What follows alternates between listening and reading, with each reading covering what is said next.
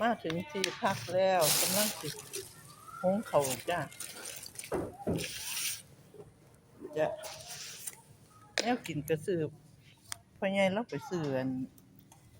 ซุปหน่อไม้สั่นอันนี้สิอุ่นข้าวก่อนเดี๋ยวเขาเย็นก่อนถึงที่พักแล้วพักอยู่ศาลาเพิ่นเฮ็ดนี่ครับศาลากลางบ้านเนาะศาลากลางบ้านเพิ่นเฮ็ดนี่ครับจ้ะก็สิหุงข้าว ใส่นี่เลย เอาใส่หมดแล้วบ่โอ้เอาน้ำใส่แล้วบ่ ใส่แล้ว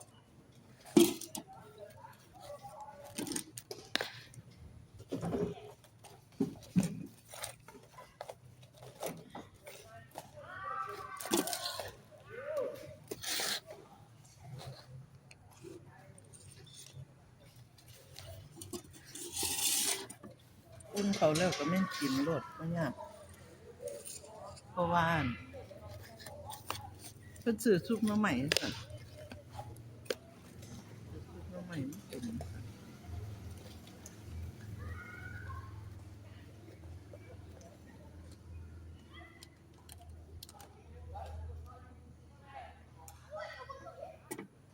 จ้ะกำลังจะหุงข้าวนั่นข้าวเหนียว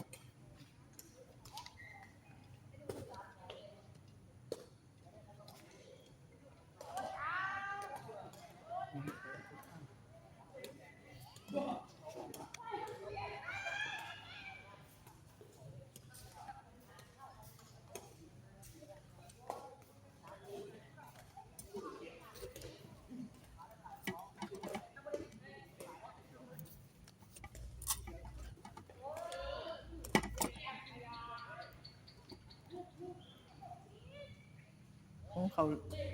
สุกแล้วก็แม่นกินโลดนึ่งข้าวสุกแล้วนึ่งข้าวสุกแล้วก็กินเลยบ่ได้เฮ็ดแนวกินซื้ออาหารสำเร็จมากินเป็นจั่งใดบ่มื้อเว้นมันกินมาแต่บ้านแต่ว่าก็บ่ค่อยหิวเดะพี่น้องเพราะว่ากินข้าวค่ำเนาะบ่ค่อยอยากกินแต่ว่าต้องได้กินเดี๋ยวมันเลิกมามันก็สิอยากบ่คืออยู่บ้านเจ้าของ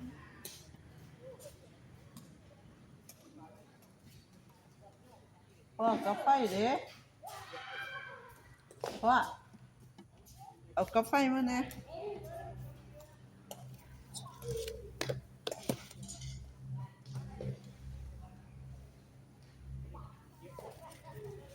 เอากาไฟมาแหน่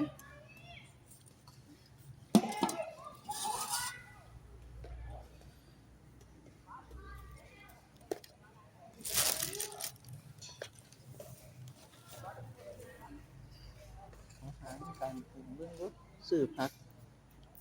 ก็ซื้อมาคักนั่นแหละพูดอะผัก